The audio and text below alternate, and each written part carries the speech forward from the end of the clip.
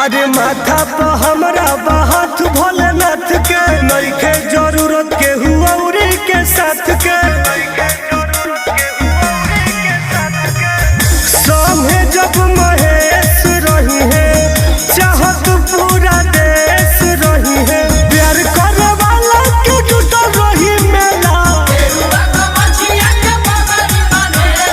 आइल बनी बउआ पूजेला हो हई शिव जी के चेला